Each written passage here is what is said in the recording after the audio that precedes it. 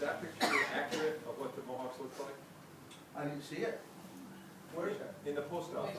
Oh, in the post, Right I've over- never been in there. Right so over the counter. I'm gonna have to go there, I've never seen it. No, those probably, those people, did you know the man they called Joseph Brand? Joseph Brand? Well, that was in Molly, his sister Molly, that was my father's great-great-grandfather. Yeah, on my father's side.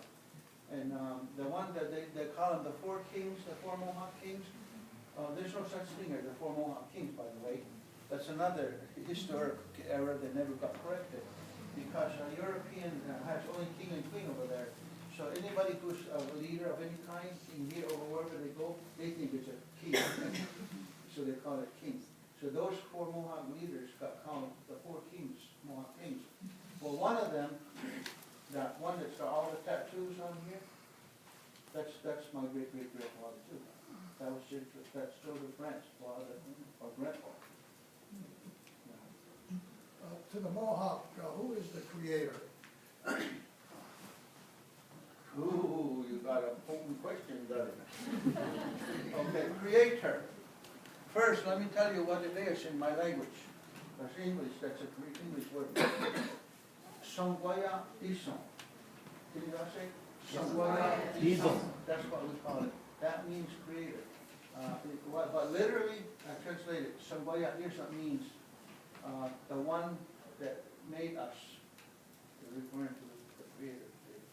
Okay, now, I'm going to, bear with me now, I'm going to tell you this, because it's not an easy question to answer. It's not hard either, but it's not. But if you're going to really understand, it will take you all your life to learn it. One time, an anthropologist man from the university, I don't know if it was Yale or Princeton or some big fancy place. I was only 10 years old that time. And my great-grandfather was living yet. I got a chance to meet him. Even though I was a young man, I think I was 20 or something, 21, 22 years old when he died. So, all those years, great-grandfather.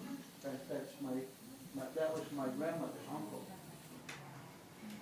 And he went to school at Carlisle School in Carlisle, Pennsylvania. And I found out he was great. You know why? He was the most successful runaway Indian of Carlisle than any other. He would make it home 600 miles with the other Indians in Adirondack when he was only 7 or 8 years old, through the woods in the mountains.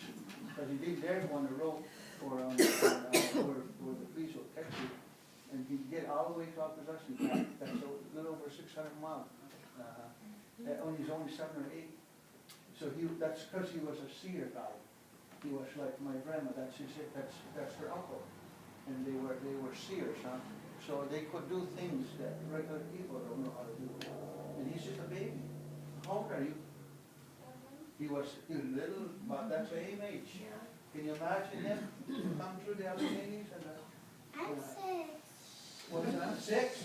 Yeah, almost that same age. That's good. Because my mother's father was taken to Carlisle when he was 4 years old. And he didn't come home from Carlisle until he was 21. So the government kept him there at Carlisle, and when he came home, he didn't know how to speak one word of Mohawk. Because how many years is it from 4 to 21? Yeah. No Not hearing it.